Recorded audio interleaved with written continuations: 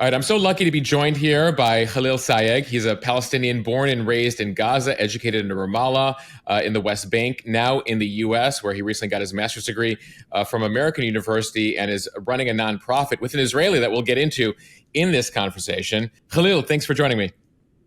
Thank you, Mosheh, for having me. Excited for our conversation. Yeah, unfortunately, we talk at a time of war here. The entire world's attention is focused right now on the conflict as we speak here. Since things are fast moving, it's the 46th day of the war.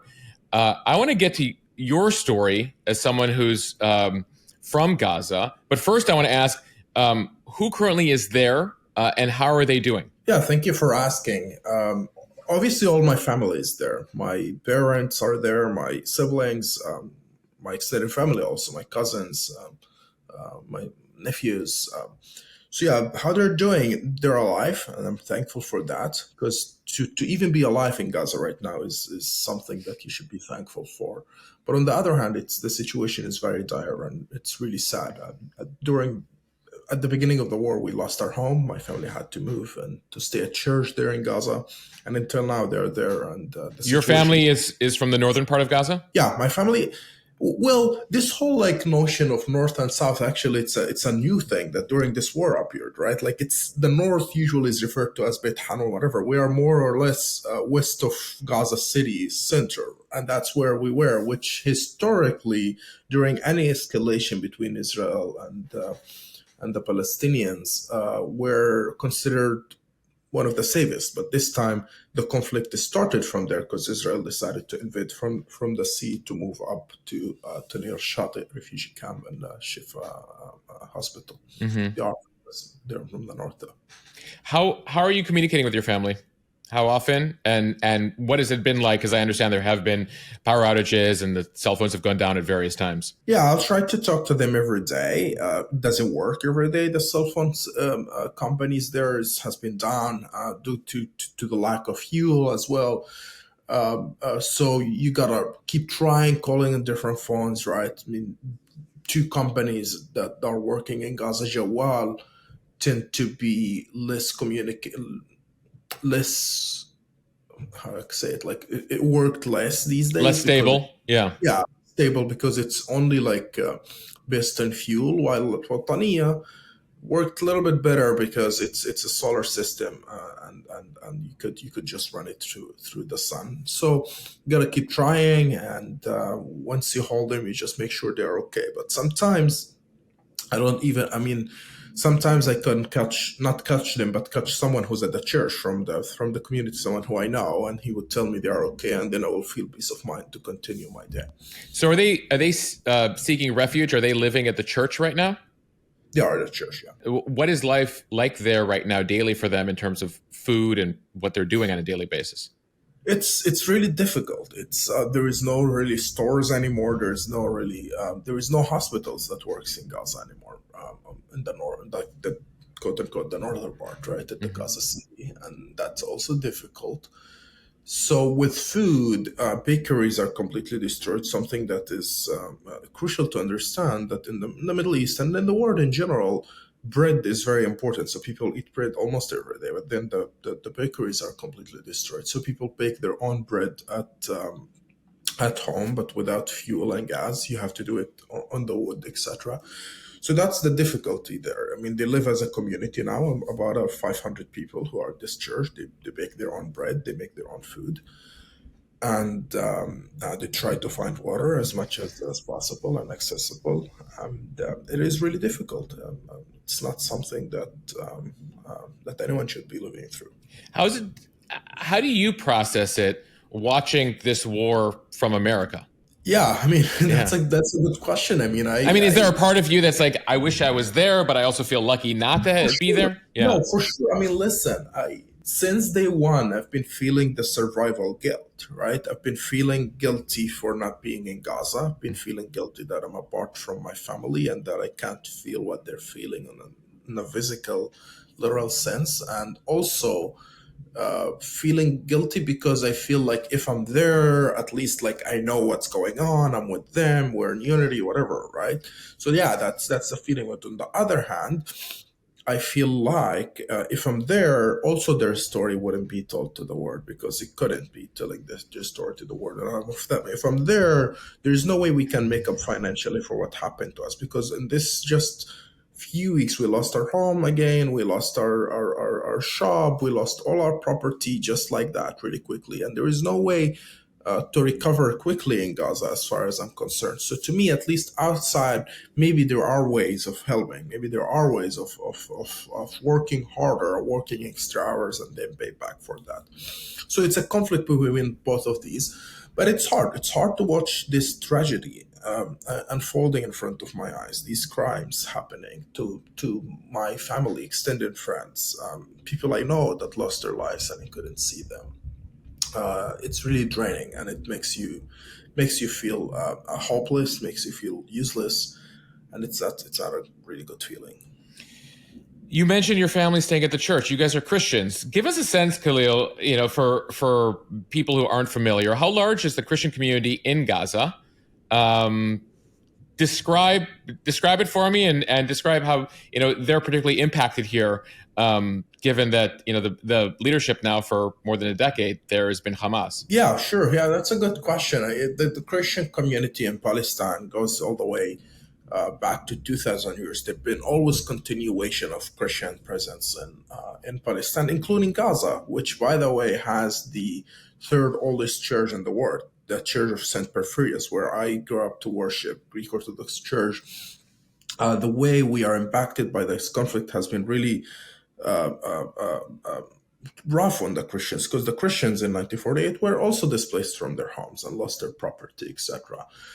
When Hamas came to power in 2006, also the Christian found themselves on crossroad. All of a sudden, you had to deal with an illiberal Islamist regime that emphasizes the presence of their own understanding of Islam in the public square, something that for Christian minority or any religious minority wouldn't be as comfortable. And not because it's Islamist or Islam, but any sort of illiberal religious party emphasizing these things on the ground would be very difficult. So for the Christians, we find ourselves asking the question, uh, uh, what does it mean for us? Like, would they ask us to pay jizya or would they not? And would Wait, they? explain jizya. Oh, well, jizya is an idea within Islamic tradition that Christians and Jews are supposed to pay certain tax that for them to be protected. Something, by the way, that Hamas never did and never Okay. asked for us to do. But the idea is, in the literature, and the fact that Hamas is an Islamist movement makes you want to ask questions about that. So when we're talking about the Christian population in Gaza, we're talking about, is it a couple thousand people out of the 2.5 million who live there? Well, we used to be about 4,000 people back in 2000. Mm-hmm. Right now, we're talking about less than 1,000 people, actually. There are about 800 people, majority of whom left after Hamas controlled Gaza, by the way. There was, obviously, it's hard to know what's the causation, right? Because on the one hand, it's Hamas and their Islamism and authoritarian nature has pushed anyone who's not really Muslim to feel threatened and want to leave. Mm-hmm. But on the other hand, it was also the Israeli siege or blockade that started at that time that destroyed businesses and made it impossible for everyone to live normally, including Christians. I'd like to. You were born in the mid '90s in Gaza when it was still controlled by Israelis. They still had almost 10,000 settlers there, and you watched through your childhood as the Israelis pulled out in 2005. You had the legislative elections. I mean, this all happened in your childhood, right? The elections in '06, the Hamas takeover in '07. Describe for those, typically for most people in the West, they get a sense of Gaza, unfortunately, during one of these wars. Describe for us growing up in Gaza, what life is like there for you Sure. as a child, and how it evolved as you watched the politics and who controlled the place change through your Sure, yeah. childhood.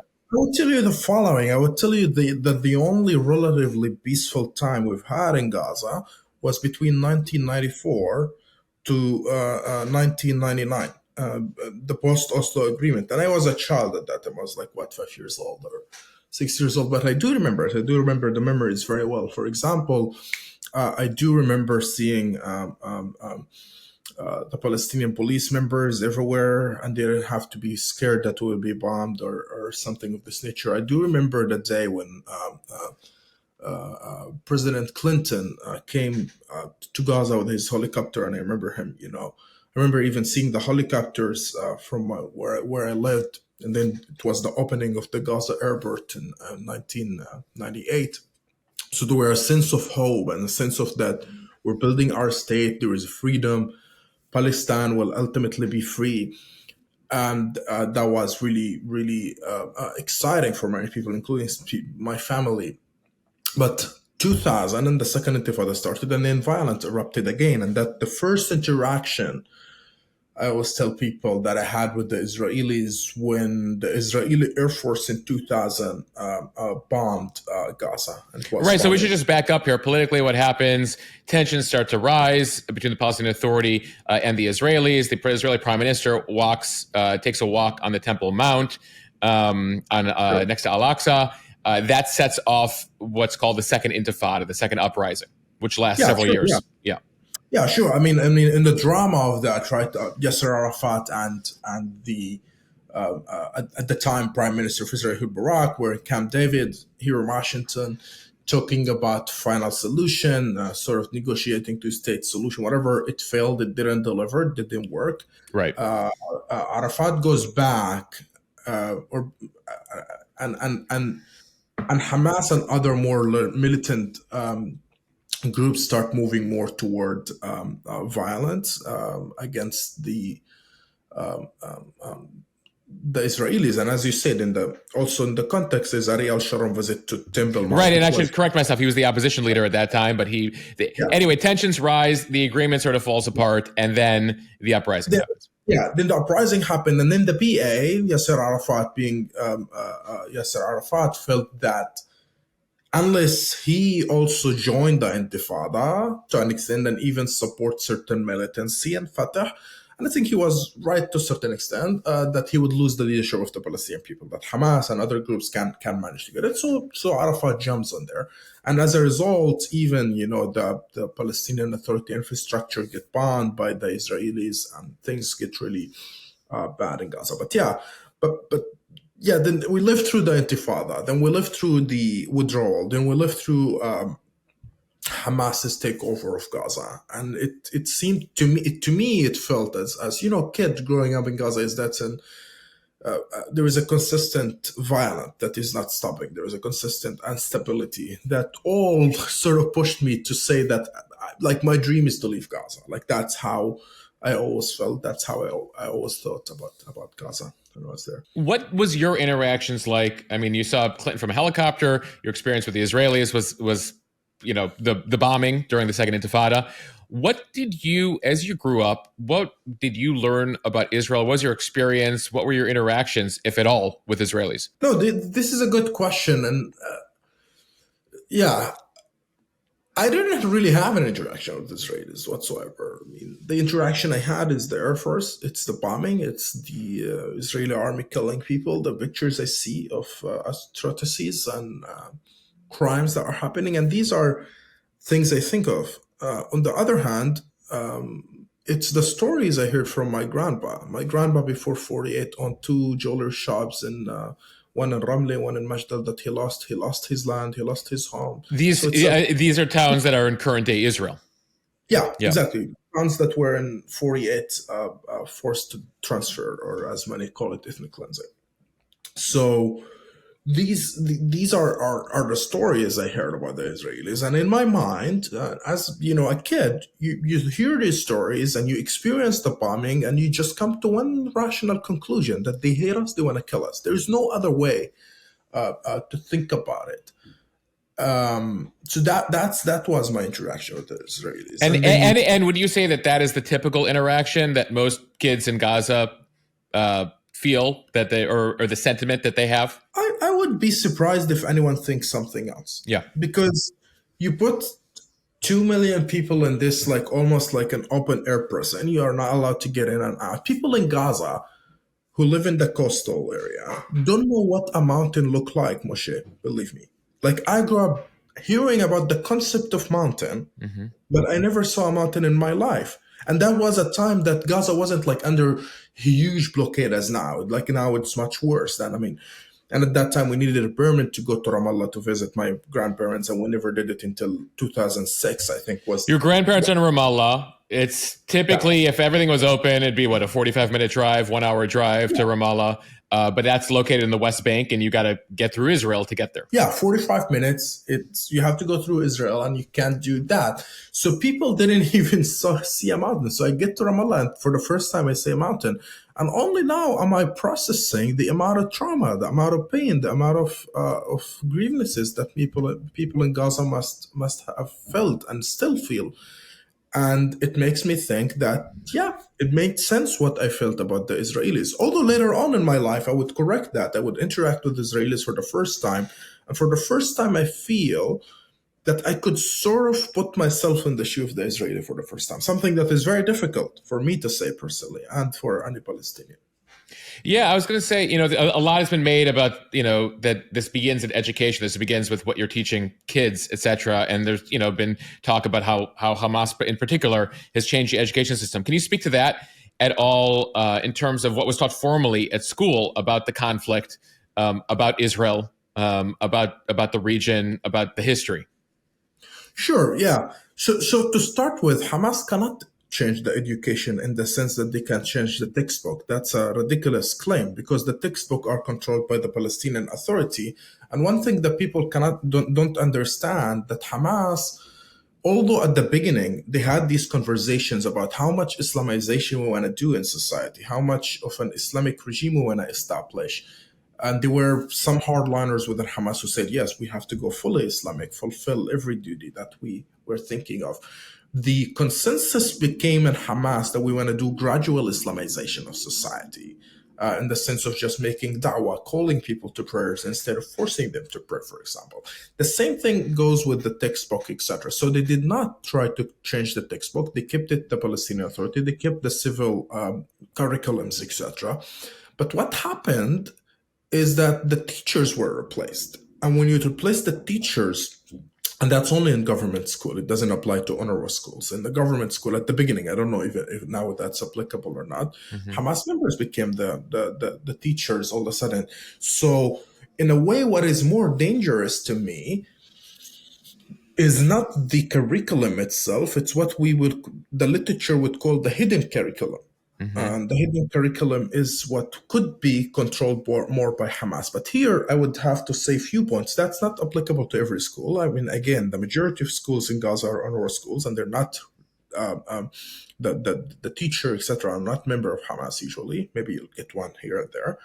But the government schools are more this way. And this, you go to government school, like in my case, only at high school, like after you finish, like what's basic. And there, I think there is danger. I think Hamas tried to push even the idea of there is 2 hours a week of da'wah where they bring, or not a week, I think a month. I don't remember the number, so don't quote me on that. Okay. Of da'wah where they bring the sheikhs and they try to preach Islam. But not only that, I'll give you another example. Are they trying to effectively convince people, hey, you should join the cause? That it's about, it's about violence. Yeah. No, it's not. Actually, it's not all violence. To them, violence is not the core of their message at the beginning. The core of the message, you gotta be like, it's sort of like very much is like repent and come back to Jesus, sort of in American context, like repent and come back to Islam. Again, Hamas is a Muslim Brotherhood inspired. So the very core of what Hassan al-Banna, the founder of Muslim Brotherhood, have taught is that the reason of the decline of the nation is our lack of religiosity. It's lack of return to Allah, right? So their core message is come back to Allah, come back to religion. And then after this, following that, the message of jihad and that part. So that's step 2. Yeah, that's step 2. Yeah. But generally they want to Islamize the society because an Islamic society who's committed to their values is hard to defeat, they'd argue. So yeah, that's the message. But that message made people like myself, or not Muslims at school, feel isolated and feel that even teachers and kids start becoming more aggressive towards someone who's like, how dare he not being a Muslim and not believe what belief. So I felt a lot of persecution. But let me give you another example of something that really annoyed me as someone who considered himself a Palestinian nationalist at that time. Is in my school, Yarmouk School, in Gaza City, which is a government school, high school, they replaced the national anthem in the morning, which we used to like usually get to school. We they raise the flag as we are standing at 8 in the morning, and we sing the national anthem of Palestine. It's something that always made me proud. I really like it. And all of a sudden, Hamas does replace it with another song, a song more Islamist that say instead of like singing for Palestine and liberation of Palestine, we are singing about Jerusalem and about Al-Aqsa and about Islam versus Judaism, sort of like that. The song goes, "Qudsu inna qadimun ya Qudsu inna lil'ida lan nastahina wa nakun," which means, "Oh Jerusalem, we're coming. Oh Jerusalem, we wouldn't give up to the enemies." And then they made us shout, "It's our mosque, not their temple." Something that made me furious because to me, like that's the very core of Palestinian nationalism is the national anthem, right? And then you're replacing it. So now, again, these I'm talking to you about the first 2 years of Hamas's rule in Gaza. So maybe things have changed after. I don't think so, but maybe it did. Because at the beginning, Hamas was trying to just consolidate power. So I would assume they're more aggressive about these things. But yeah, these things were happening and they were very, very much problematic and annoying. Break down, if you can, nearly 2.5 million people in Gaza, the public sentiment. People have been trying to get a sense of, okay, who falls in the Hamas camp, who's in the pro-peace camp, who is in the two-state solution versus one state, and your sense of having analyzed it, having researched it, having lived it, as to break down the population there for us. It's hard to break the population in terms of who is where, right? But like I would tell you, like if you say political party affiliation, I think Hamas is way less than 20% of or 15%, like official political affiliation, right? But then when an election happens, probably those who voted for Hamas were more than that. So right, it was closer to 40. Yeah, I mean, yeah, because Hamas obviously didn't run as Hamas in the election. They ran under the name of reform and what was it? Islah wa Taghyir, change and reform, and they had a different campaign. It wasn't so Hamas ran as a change and reform party. Oh yeah, that's the coalition they built, and it even had a Christian in the list. They wanted to look like they are changing and things are different. They even even majority of people who voted for Hamas, and I think the number is about 60% of those who voted for Hamas, also said in the surveys that they believe in two-state solution, and also said that they believe that the new elected government of Hamas should pursue two-state solution, should be working on a two-state solution. But obviously Hamas did not do that, at least not genuinely. On the public opinion today in Gaza, I think we saw surveys about the day before October 7th, majority of people in Gaza, and I think the survey that's by the Arab Barometer was published, about 70% of the population in Gaza were opposed to Hamas's government. They don't think highly of Hamas's government. And 70% support the continuation of ceasefire with Israel. And so that's the public sentiment. People don't really support Hamas. Now, after this incredible war crimes that Israel has committed in Gaza, one would think, what would this do to the public opinion in Gaza? This has the potential of completely radicalizing the Palestinian street to wanting revenge, wanting vigency, to feel a sense of no hope at all, so thus we want to fight. On the other hand, it could be that people would become more and more disillusioned with Hamas and what they did on October 7th, these horrific attacks, and people would come to realize that, well, yes, Israel is committing war crimes, but Hamas is so stupid for triggering these war crimes against us. And I think that what I am seeing is more of the second. That people say, I know what Lifeline was on October 6th. I know what Lifeline is now. What happened on October 7th, done by Hamas, basically created the situation. They'll point the finger there. Yeah, that's for sure the general sense in Gaza. I've been talking to people since day one. I've been following accounts on Twitter in Arabic. Yeah. And that's what they're saying. But it's very important to understand that there is incredible campaign run not only by Hamas but also by their regional coalition to suppress these voices. To like, they would call you a Zionist, they would go after you, try to completely cancel you. It's well organized, and they would even go after the people who are in Gaza on social media, etc., to not allow them to voice their voices outside. Something that I tweeted a lot about, by the way. If you go Yeah, to my you're very open about it, and you're providing. One of the reasons I found your account is you're providing nuance and shades of gray, and sort of to the extent an honest voice here about the situation, the pluses and minuses of each, at a time where, especially on social media, people are being forced to. You need to choose a side, and you need to be loyal to our side. And I'm curious as to the reaction you may have gotten, Khalil, from people on the pro-Palestinian side, being like, "What are you doing? Being critical of ourselves? You have to be loyal." Do you get that at all? Have you gotten pushback at all? Is it no, difficult to be a voice of nuance at a time of black and white? No, I am. I am getting attacked by people who live outside of Palestine. People who are in Gaza, and friends of mine who lived in Gaza and left and still are afraid to speak up because of what they think is the consequences of that could be to them, are saying, "Go for it, Khalil. You're probably proud of you. You think you're doing God work and you should continue to do it." But yeah, there is pushback. And to an extent, to be honest with you, there is an emotional conflict that I go through, right? Like, do I want to make my people look bad? No, of course no. But do I want to compromise my own conscience and my own morals to justify the actions of Hamas, who clearly give no crap about the Palestinian rights and about their safety, even if they have some sort of vision about liberation, whatever. But what is happening today, it's horrific, and I think it's unjust. And the fact that they're willing to suppress voices that criticizes their actions in this war and their actions to trigger this war is really worrying, and something that makes me want to talk more and more about it. And I would say something about the discourse in the diaspora in general, whether they're the Jewish diaspora or the Palestinian diaspora, is an unfortunate discourse of tribalism. It becomes Yeah. so tribalist. There is no way on earth my side could be, the wrong side, and vice versa. It's something I refuse to look at. I choose to be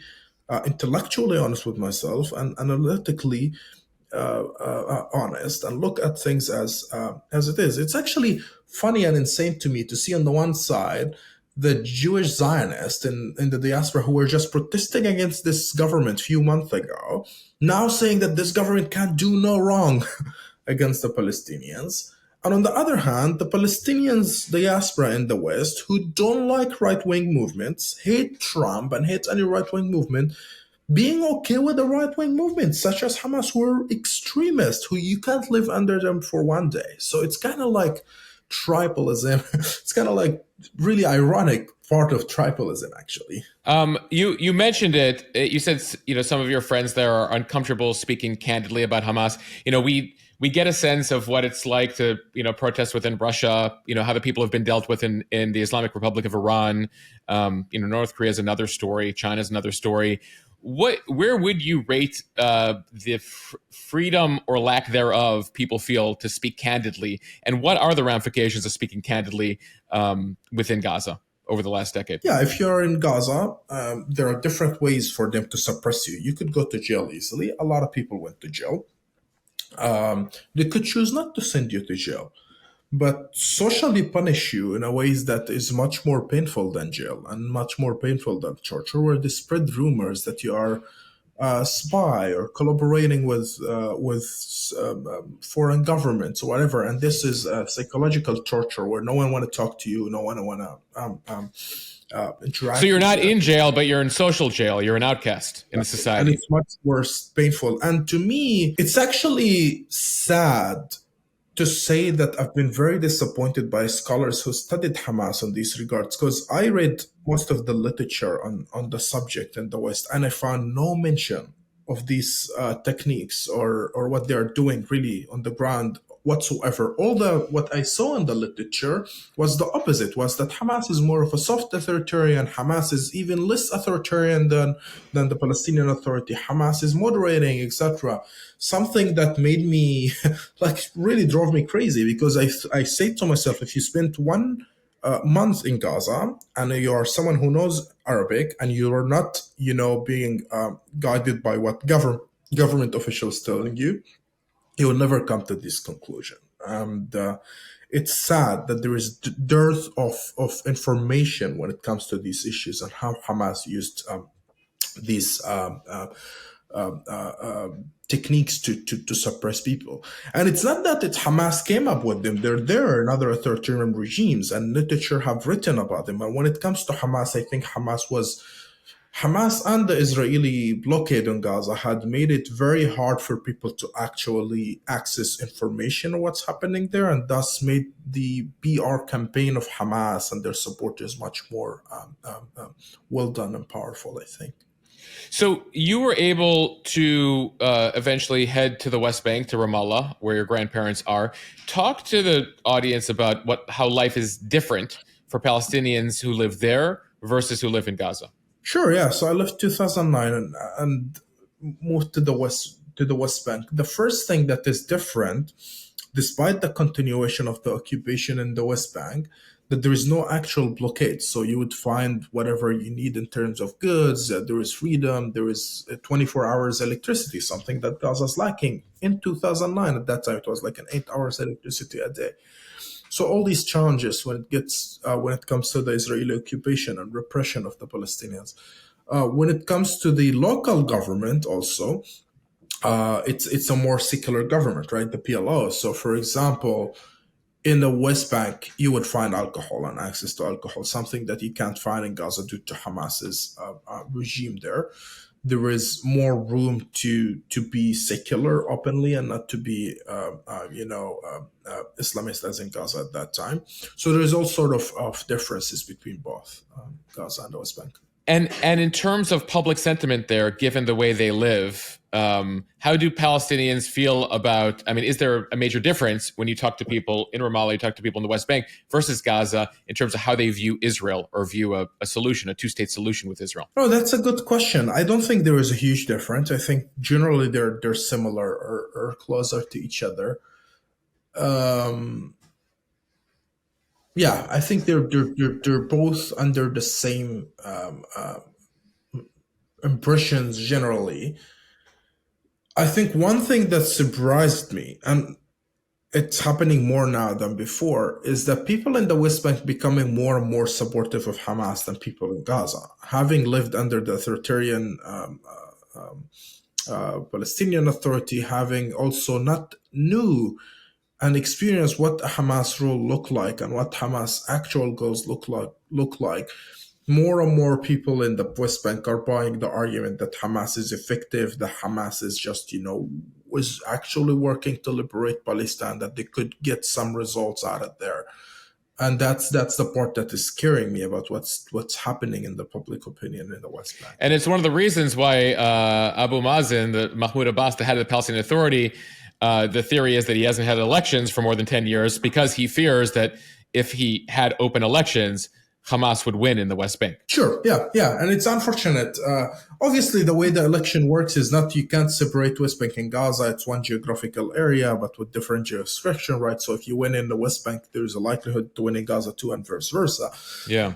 But the challenge is of Abu Mazen and the election is that, given the context of what is because here's the thing, like all these elections are about, reformation, are about better salaries, are about, healthcare. It's just like any other regular elections in the world. But on the other hand, they are also about liberation, because we're not a state yet. We're working toward this liberation.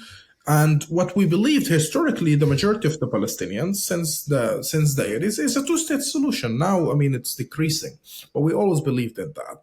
The fact that that this project of two-state solution is failing in front of our eyes, the settlements are expanding. Mr. Netanyahu is saying to Palestinians, basically, no way you're getting a state. You'll always live under occupation. The idea that we're still committed to peace, as Abu Mazen or Mahmoud Abbas is presenting, is really making the Palestinians angry and making them feel that it's humiliating that we are committed to peace all the time, but they're not. And thus they turn their face to Hamas. Most of these people are not by ideology Islamist or anything, but they'll vote for the Islamist because they believe that they can deliver something that Abbas has failed with his peaceful approach. What have you? So it's so interesting because you talk to both sides, right? And you talk to many Israelis who are like, we're committed to a two-state, in essence, a two-state solution. But it's Hamas and these terrorist attacks. If they end and they give us security, then they'll get a state. And then from the Palestinian side, it's like if you end the occupation, you will get security. It's almost like neither side will move first here, and both sides have the opposite idea of what happens first in order for the next thing to happen. What have you learned? Now growing up in Palestine, growing up in Gaza, growing up, and now outside. What perspective has that given you? As also you've met more Israelis and start to get their sense of what is the. And I'm gonna put you on the spot here, Khalil. What's the solution to peace here? Yeah, I mean, I still believe two-state solution is the most rational and easier to access, right? Yeah. But it doesn't mean that it's the only solution. If there is a new solution that emerged and that the nature and the grassroots allow for a new solution, even if it's one state, I'll be supportive of that. But today, the nature of the conflict, the nature of the two people too, and what the political culture is, etc., does not allow for natural emergence of a one democratic state. Obviously, it could emerge in one apartheid state in which Israel controls everything, and I'm afraid it's there.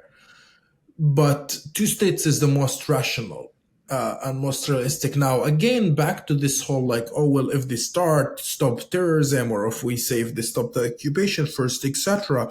What I would say, what we need is leaders who actually rational and analytically honest with themselves to do the right steps without caring for what the crowds necessarily want. And I know that sounds controversial, whatever, but that's the truth. I mean, you gotta be honest to yourself. The crowd going to be a tribalist crowd they are. The leader has to lead the crowd. Yeah. Well, and we've seen what happened, right? We saw Anwar Sadat in Egypt after peace get assassinated. We saw Yitzhak Rabin in Israel after making a peace deal get assassinated. And that was one of the concerns Arafat had in terms of agreeing to a final deal was, he didn't want to suffer the same fate. Yeah, that's a possible interpretation of it, right? Yeah. And maybe it's true. But I do believe that if someone manages to really get the Palestinian rights in a state and freedom, prosperity, etc., that he will be looked at as hero. I just don't think that the Palestinian public are rigid completely. I mean, they get rigid when they see the situation getting worse and worse for them. These opinions change, right? Yeah. Look at the data between 2010 until today. Every time when there were serious negotiation, the public opinion support for two states increases dramatically. And why? Because they feel, oh, maybe we'll reach it or whatever. But every time Israel just looks back and they say, well, we're not talking to you. The numbers decreases and numbers support for violence increases. Yeah, I was going to say, what's the sense of this isn't, unfortunately, this is not the first war that you've had Gaza in the past few years. It's the fourth in a decade now. What typically happens to public sentiment? I mean, obviously this war is different. It's much more significant than what we've seen in the past. But what happens to the opinion on the street in the aftermath of these conflicts? Yeah, sure. I mean, it takes usually a few months for you to get the actual opinions that doesn't have emotions and reaction to the actual war. During the time of war, people become the most hawkish. They become supportive of whatever side they have, tribalist and etc. Then it takes about 6 months for their actual opinion to see it, and usually it means decrease for support of war, decrease for support of Hamas, etc. Because what happens is you start getting the results of the war a few months after, and you start seeing that it didn't really help liberate Palestine. It didn't really help actualize any concessions from Israel, and even those conditions that are actualized are not really sufficient. Tell me, the Israeli strategy here is, they say they've had it with Hamas. that there can be no future for Hamas leading Gaza, and this war isn't going to end until Hamas is out of power. Is that a realistic notion? And even if it is a realistic notion, is what is required for them to get there, and what will be left of the Palestinian sentiment after that? Will it just be Hamas in another form? Is there another group that has the same ideology? Because you can't really kill an ideology. But curious as to the larger Israeli goal here, which is we're going to eliminate Hamas. Is that possible? And what does that mean? And who takes over the next day? The unfortunate reality here is that the Israelis are not really honest with themselves. For the last 15 years, they've been empowering Hamas, especially the Prime Minister Benjamin Netanyahu. He has been saying it out in the public. They view them as a counterweight to the Palestinian Authority. Yeah, but not only that, but he says clearly that that if you don't want a Palestinian state, something that Benjamin Netanyahu has committed to, you gotta support Hamas. So he's been supporting it financially, even allowing the Qatari funds to get into Gaza. Yeah. And then it blew up in his face right now, and he has to do something about it. And to survive politically, he says this whole notion of I want to remove Hamas. Although if you really I would argue if you really dig deep into him, I don't know if he really believes that he wants to do that. But on the other hand, he says, well, but there's also the feeling that what happened October 7th, the massacre, the tragedy, that it has to be avenged. That they have to prevent that from happening, right? There's the security argument they make as well. Yeah, the security argument is there, but okay, you're not interested in Hamas being in Gaza. On the other hand, what's your alternative? If he's being rational and honest about security, the best security assessment for him is the Palestinian Authority being there, or some sort of Arab government being there. But he is so committed to the original idea of preventing Palestinian state that he says it, and he just tweeted about it yesterday, by the way, that, okay, we remove Hamas, but we're not going to restore the Palestinian Authority there. So what are you going to end up with? A full occupation of Gaza, an attempt to ethnically cleanse them that wouldn't succeed because Egyptians are against it completely. So what are you going to do with the people there? I really don't know what the Israelis are thinking, where it would lead. Now, the day after Hamas, as such a thing as the day after Hamas, I don't know what that means. But is that possible? Is it possible? How entrenched is Hamas there? It's obviously possible. What does it mean? Everything is, again, what does it mean it's possible or not? Like Hamas, as far as government in the north of Gaza right now, is completely destroyed. There is no, Hamas's ability to govern under these circumstances. But they are still under the tunnels, and their military wing is there. If you're able to, even if not to end the military wing of Hamas, to weaken it significantly, I would say that, it's possible to, but again, if the occupation remains in Gaza, a day after they weaken Hamas or whatever, Hamas will reemerge, yes, because they will want to fight the occupation. If not Hamas, it would be Fatah. If not Fatah, it would be any party in Gaza. Even the seculars will want to fight the Israelis.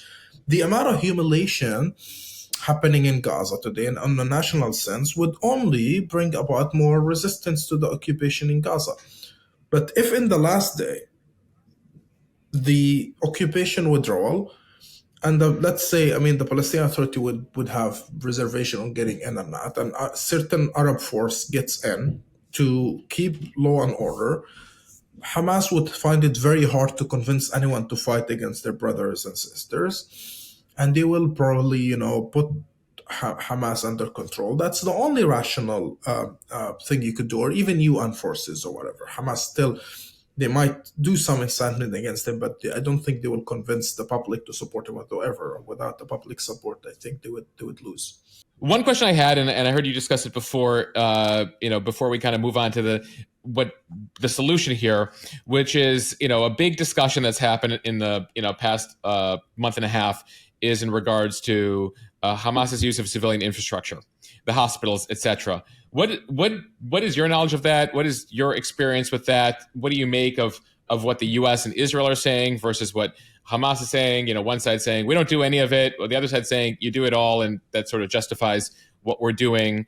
What's the reality on the ground there? Sure, yeah. I think both takes are wrong. On the one hand, those who say Hamas does use civilian infrastructure, the usually conclusion from it that we can target them with no problem, no regard for international rights, human rights or international humanitarian rights, both of which explain with details what you should do and what is legitimate or not in this situation. On the other hand, those who say Hamas does not do that, or it's impossible for Hamas to do that, or whatever, so I find it really ironic. I find it hypocritical because I know for a fact from friends and people who lived through experiences in Gaza that Hamas does build its tunnels under the homes, and their homes were destroyed because of these. Wait, I'm curious about that from your friends. Is there a discussion when Hamas shows up and is building the tunnel under your home? Is there a fight that happens? Like, please don't do this. You're making my home a target. And how does that conversation go? Yeah, for sure. For sure it happens. But sometimes you don't even realize they're doing it because it comes under your home and they're digging. So the only chance you would know is if you hear the digging. So you might be waking up one morning and you're like, there's drilling happening under my house. For sure, they don't take your permission. That's the issue. So that's also another violation. But I can tell you, I had this friend. I wouldn't say his name. Who they built the tunnel under his home. He realizes it's there. He had a fight with them. They never really did anything about it. He even saw them getting out of there. He get a call from the Israelis, 2014, leave your home. He leaves his home. On the way of leaving his home, it's being bombed. His kid get shattered of a muscle and they get polarized. It's in his head. And he's devastated. He's trying to fundraise money to just rebuild his home. No one helped him to rebuild his home. 2 weeks, after he rebuilt his home, he worked really hard. He had $100,000 debt, something tremendous. It's equivalent to $1 million here, or more actually. He realizes that Hamas rebuilt the tunnel under his home. He goes crazy. He goes to his cousin, who's actually the leader of Hamas in that area. He goes, "Are you out of your mind? Out of your mind? They bombed the house. You built that tunnel." He's like, "None of your business. That's resistance. Just basically just go fuck yourself." Sorry for my language. And he's devastated. He doesn't know what to do about the situation. And that's a reality that I am afraid so many on our side abroad don't want to talk about because it makes our side look bad. But again, that's not our side. Our side is this guy. Our side is this guy whose tunnel is being built under his home. And our side is this guy whose house has been bombed by Israel.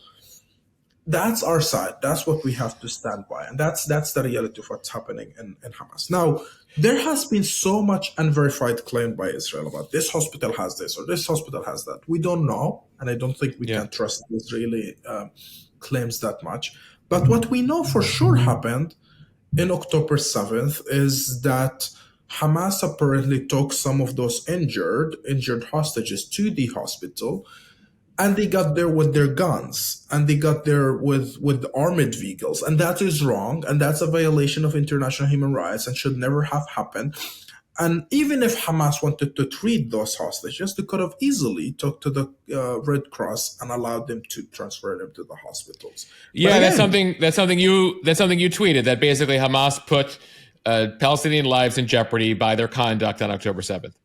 Yeah, and I can tell you, I have people who were very close to me who were at the hospital that day. They didn't see any of that. They didn't hear any of that.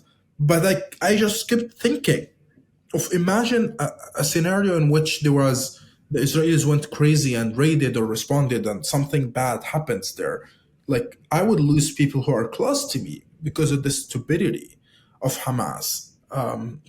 And it's something completely irresponsible and shows you to the almost mafia mentality of how they're dealing with the situation, no regard whatsoever for how actual conduct should be taken, and that's really annoying, and it annoys me that in the West we are unwilling, those on my side at least, those who are on the Palestinian side, are unwilling to call the bullshit this thing is, thinking that this makes the Palestinian looks bad. Well, guess what?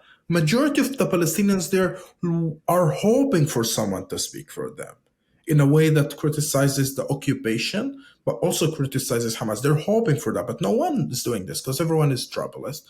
And I'm trying to be that voice that does do. Have you gone to the marches and talked to the activists that are out there, particularly the non-Palestinian activists, the people who are making common cause? Have you been out there? Are you having these conversations? That's a good question. I did talk to them because it's interesting. We sent a reporter out to one, and we tried to ask certain questions, and they got very like most of these people are American or non-Palestinian, have never been to the region, and they're very uncomfortable trying to speak openly and honestly, right? Because of the tribalism that you talk about. No, here's what I would say. I wouldn't show up to a march and try to talk to people. That usually makes people uncomfortable. Imagine anyone showing up to Israel march and try to talk to people, then make them uncomfortable again. But on a personal level, I do have friends who are involved in this stuff, and I do have friends who I try to, not even friends, people who I don't know who I reach out to try to talk about with these issues.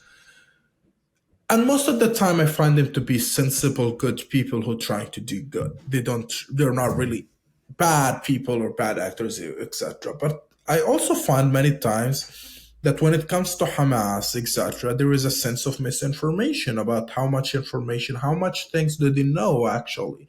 Because again, if even the most serious scholars are not writing about that in their books and couldn't access this information, how am I expecting an 18 years old college students to get all this information, right? So I do cut some slacks and I do have grace to these people and sympathy for these people. But at the same time, I would like for them to have more nuance and more understanding. And that's, I think, what we're trying to provide in this new organization that I started with, the Agora initiative that I started with my Israeli colleague. Yeah, so talk to me about Agora Initiative, how it came about, and the novel nature. It's you with an Israeli business partner. What are the goals? What do you want to do with Agora? Sure, yeah. So the goal, the way it started is that I met with this guy, Eliezer Weiss. We met at Yale. I was giving a talk at Yale, I think in April or something, and he was there, and somehow we connected after we got coffee. We started talking about how do we bring the conversation here in a way that is honest, analytical, reasonable, and in a way that gets people involved and excited about the Israeli-Palestinian issues again, because that was a time when no one talked about Israel-Palestine. At least on the high level policy, whatever, there's some social movement, and no one want to really talk about solutions. Everyone want to talk about it as some form of culture war or whatever. And we came up with the idea of Agora Initiative, where I argued that Israel and Palestine is very important, not only because the Palestinian rights and not only because the Israeli rights, and we need to find solution for that, but because in a way, I believe that fixing Israel and Palestine in a way that respects everyone's rights, in a way that genuinely bring about constitutional democracy, will be an opening for democratization in the region, including Jordan, Egypt, etc.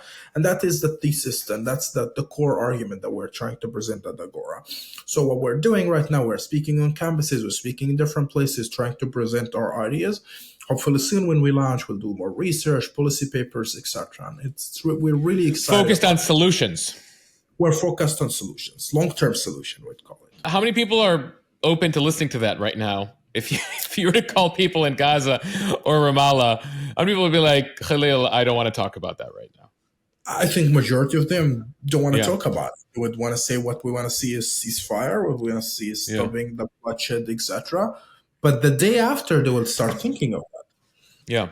And today, at least among the elites and the intellectuals and even the politicians, there is serious thinking about it. How do we get out of there? That's important. And it's important for us, people like ourselves, to be out there speaking about what should be done and how do we move there. Because if you don't do this, you allow this sort of more or less groups of nihilists on the right wing of both sides to be leading the conversation, something that, in my opinion, would lead to nowhere but more bloodshed. Is the Israeli notion right that there can be no peace while Hamas is running Gaza? And the argument the Palestinians would make is you're going about it all wrong with this war? But yeah, that's An interesting question.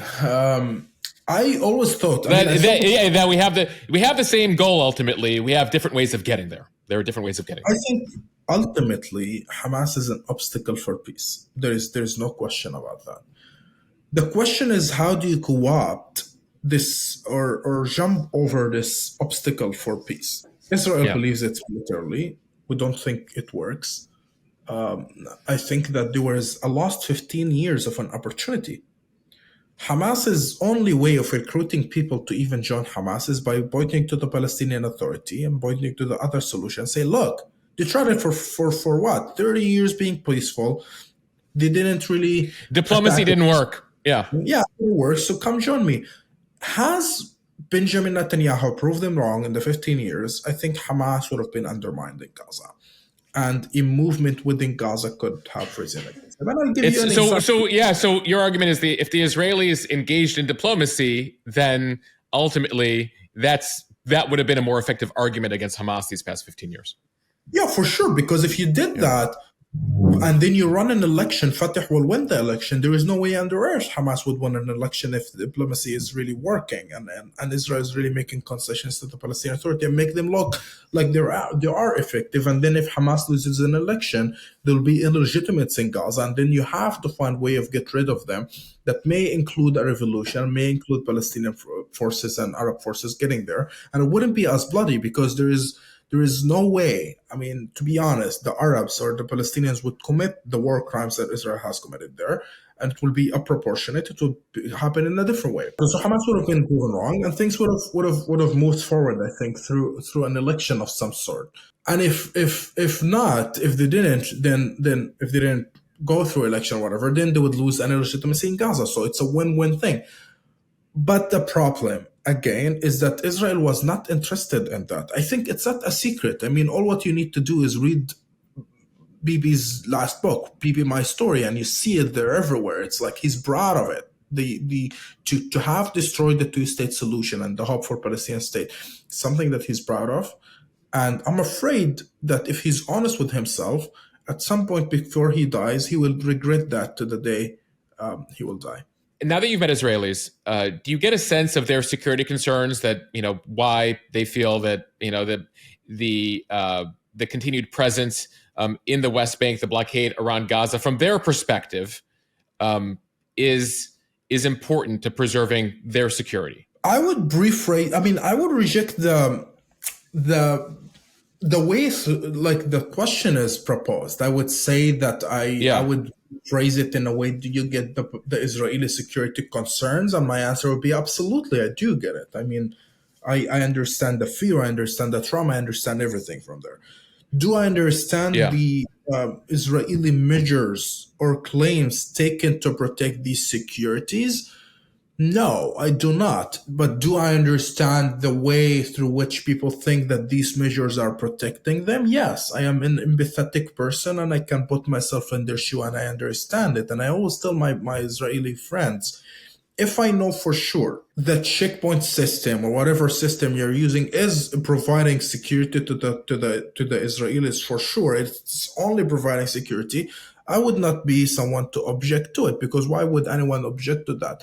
But we know that what this system is causing is more sense of vigilancy among the Palestinians, more sense of Yeah. humiliation, more sense of wanting to get revenge, and that is a problem. But like, let's forget that. Let's look at the settlements and the presence in the West Bank. The argument is that it's providing security.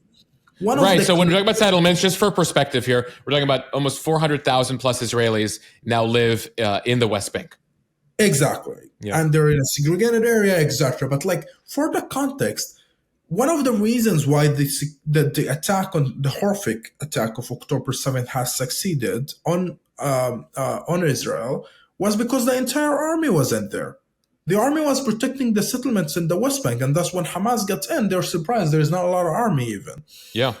They continued their attack, and that's something the Israelis themselves start realizing is like, wait a second, we're sending 28 politicians to protect the settlements in the West Bank where there is only two on Gaza, who they killed in like an hour or whatever, Hamas, when they got in. So that's not a security argument. But even don't believe me for it. Don't believe the Palestinians.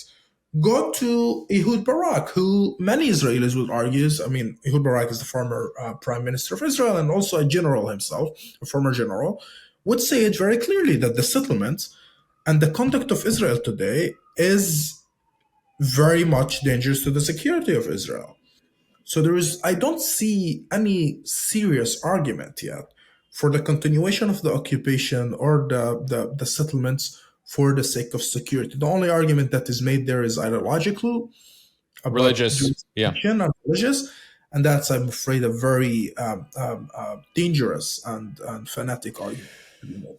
The opposite question then, you as a Palestinian talking to Israelis, what has surprised them most about what you've told them?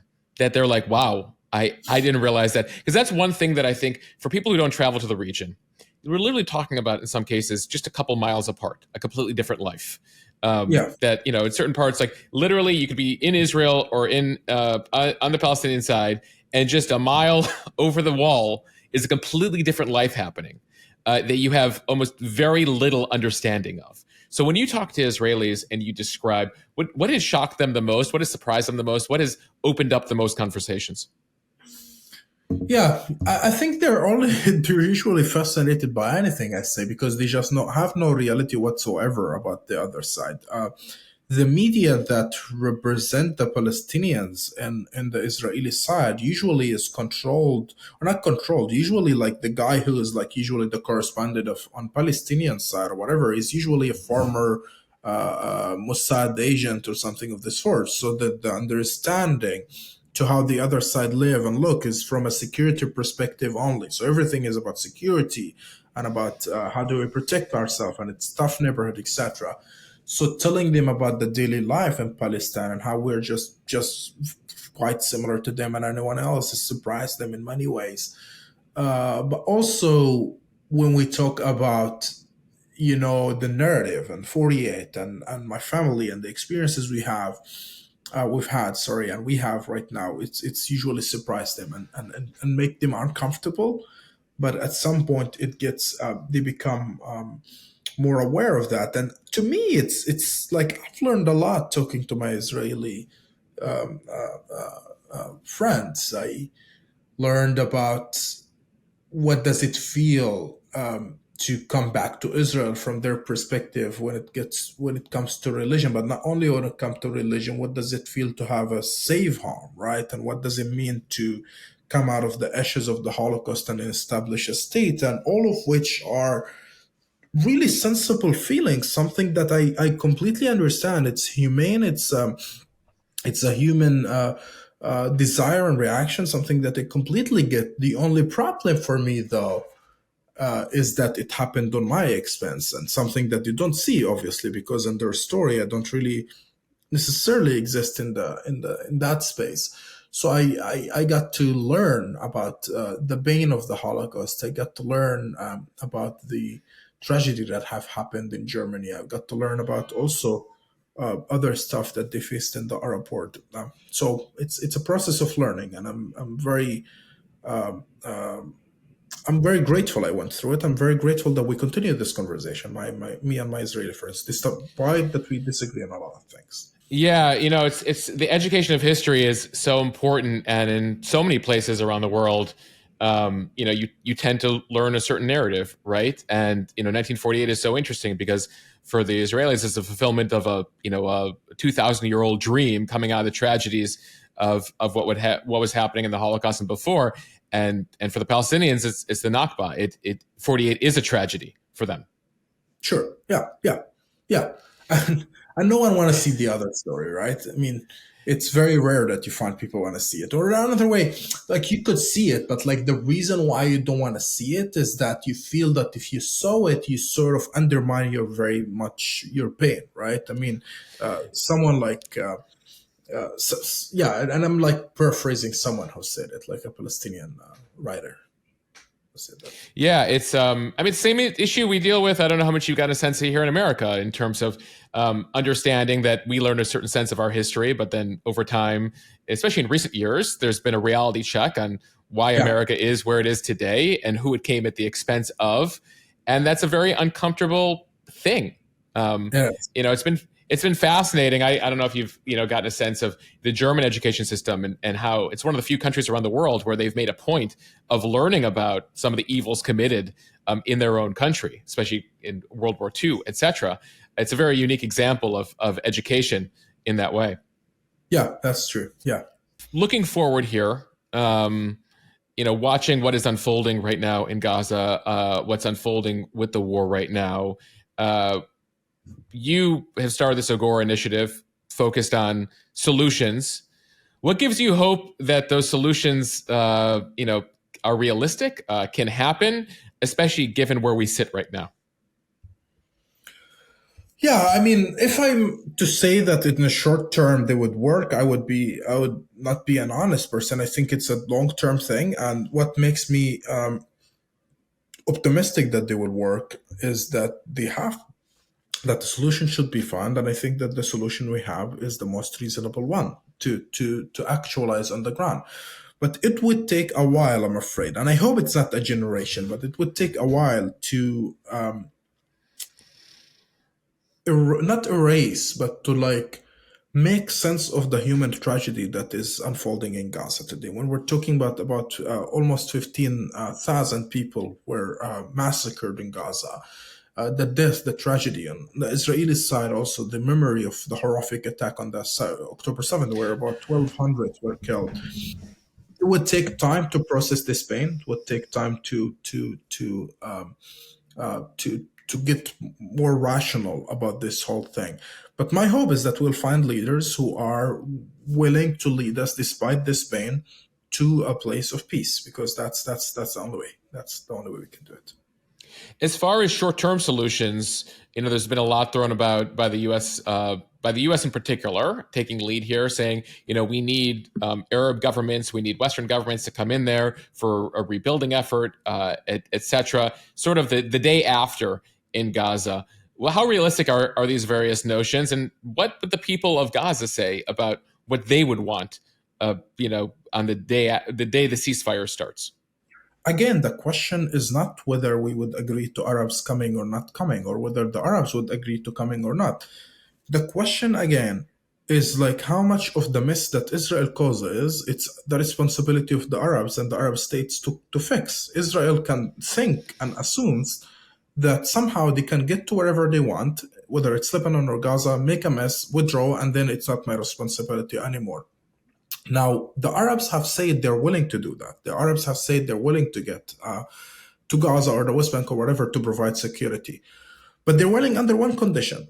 And it's an important condition that this would happen in a context of two states, in a context of ending the occupation. So the horrific attack that happened on October 7th is horrific, but one has to understand that this is also in a context of 55 years of occupation, of oppression, of Israel not ending its never-ending occupation. So, and I'll stop you there, because the Israelis would say, listen, Khalil, we got out of Gaza in 2005. What occupation are you talking about? That's just just nonsense, right? Like it's so as far as you're concerned, the blockade itself is occupation. You define that as occupation. Yeah. Blockade. I mean, the Gaza, Israel controls the very civil list. I mean, like, not how to say it. So it's Sijil Madani. It's like if you have a baby in Gaza and he has to get an ID number, Israel issues this number. You cannot travel out of Gaza without Israel issuing this number. So what the heck an end of the occupation means? But the blockade, the fishing ability in Gaza is controlled by Israel. Effectively, everything in Gaza is controlled by Israel. The sky is controlled by Israel. So it doesn't mean anything. But not only that, you don't get to just end the occupation in Gaza and call it a day. Gaza is part of a bigger people in the West Bank, and they're one unity. You want to call them Gazan people and end it? No, it wouldn't work. We wouldn't accept it. We're not dumb. So it's much more complicated than that. You want to end the occupation once and for all. There is no sort of division, like there is no division between Gaza and the West Bank to end the occupation. So what we're saying, we're not rigid, and the Arabs are not even rigid. They're not saying, oh, we wouldn't do it unless the occupation ended all at once. We are saying, show us a map of 5 years, 2 years, 3 years, 10 years of when you will end this occupation, and put actual leverage and actual international guarantees for it to end. And the Arabs will come and do it, despite that it's actually unfair for them to pay for what Israel creates. But they're willing to do that if Israel is interested in long-term solution. Now, again, the problem is that this Israeli government is unready and they wouldn't do it. My hope is a new Israeli government emerges soon, and that this government will be more reasonable, and they will understand the opportunity the Arabs are presenting them, because this doesn't come only with fixing Gaza issue. This comes with fixing the entire Israel Middle East issues, because once this is fixed, all the Arab states, all of them, imagine, said that we will recognize Israel fully since 2002. I have several more. Actually, I have two more questions for you. One, as Palestinians watched the past few years, what they call the Abraham Accords, deals made with Morocco, with Bahrain, with the UAE, and potential peace talks with Saudi Arabia, as Israel and more Arab countries were opening up diplomatic relations. What was the feeling amongst Palestinians about what that meant? And in particular, the idea was, as they were negotiating with the Saudis most recently, the Saudis would come in, and part of the deal with the Saudis would be a huge investment. So was there hope there, or was there the feeling that, we're being forgotten by our Arab brothers? Yeah, I think the feeling was more of that we're being forgotten by our brothers. There was very few optimistic people who thought that this could bring something good, and I was one of them. And I would say I was mistaken, and I regret that I have said that. For example, when the Emiratis deal happened, I said that it's good because it stops the annexation of the West Bank on the one hand, and on the other hand, maybe this would moderate the views of the Israelis, who are becoming more and more anti-Arab completely, and that seeing an Arabs who are friends with them would make them more friendly toward the Palestinians. But this never happened, and the Israeli society kept getting more radical to the extent that they elected Ben Gvir. And I thought that the Arab society too would accept more and more the idea of a Jewish state, or not even the idea of Jewish state, of a Jewish presence in the West, to accept a Jewish presence in the Middle East. But this didn't happen also because these are autocrats who doesn't really represent the people overall. So I am afraid that these Abraham Accord agreements did nothing in practical to solve the Israeli-Palestinian thing. But have the Saudis succeeded in actually bringing a Palestinian state on the deal in exchange for normalization, that would be a deal breaker. But this is again goes back to the fact that since 2002, the proposal is all Arab states would normalize for a Palestinian state. And I think that's still on the table, will always be on the table. It's on the Israeli end to decide on this. And final question, because it's come up, the impression the people of Gaza have of Egypt, because Egypt has also had a blockade of sorts at Rafah. And so Israelis would say, well, the Egyptians have a blockade too. Why don't you blame the Egyptians for the situation that's happening in Gaza? What is the feeling there between the feeling Palestinians in Gaza have for Egypt? Well, yeah, that's a good question. I mean that's not a completely correct assessment of it. The border has been open with Egypt, more or less, closed some periods, but they're open. But one has to understand the Rafah crossing border is a crossing border for individuals and not for goods. There is no way to do it. Second thing, it is Israel that dictates on Egypt what to get or not in there, because there is a peace treaty and there is conversation. I'll give you an example. When Egypt wanted to send aid a few weeks ago, Israel told them very clearly, if you get them in without us inspecting them, we'll bomb them at the beginning of the war. So the whole idea, Egypt and making some false equivalency is not really correct. The third thing is, we're not talking, the Egyptian closure, we are talking about a recognized border. We're talking about a recognized border that separates a state from another territory. The border between Gaza and Israel is not completely yet finalized. Okay, you want to finalize it, fine. So at least we should have connection to the West Bank. At least we should be able to visit our cousins. At least we should be able to go to the other territories. There are actual families that are separated between the West Bank and Gaza that haven't been able to meet since 20 years. So there's all sort of tragedy there. Yet, despite all of that, there are people in Gaza who are angry about Egypt, by the way, that they see the Egyptians are doing enough or whatever. But the general sense, people understand that the Egyptians are doing as much as they can. Obviously, the Egyptian themselves, the people, are so mad that their country is not doing more. They want actually, if you really ask the Egyptians, the people, what they want to send guns to Gaza. They want to send weapons, something that the Egyptian government is being reasonable about. So yeah, there is more complexities to issues than it appears on the surface level usually. How can people help Agora Initiative? How can they learn more, and what can they do to help? We will have a website soon. It will be www.theagorainitiative.org. It's not up yet, but it will be soon. We have Twitter and Facebook pages also coming next week. It's Agora Initiative. It's just without the. It's just Agora Initiative. Agora, Agora. We'll put a link in the show notes. Yeah, and you can just follow me on Twitter. I mean, you can put the link to it. It's Khalil Sayegh or Khalil at Khalil Jarius. That's the name. Yeah, we'll post a link to that. Khalil does a good job of.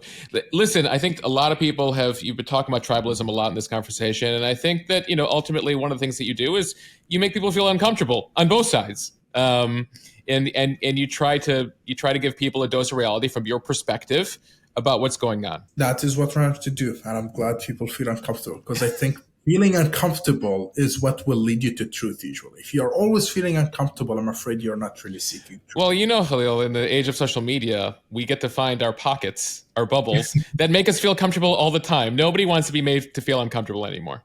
That's unfortunate.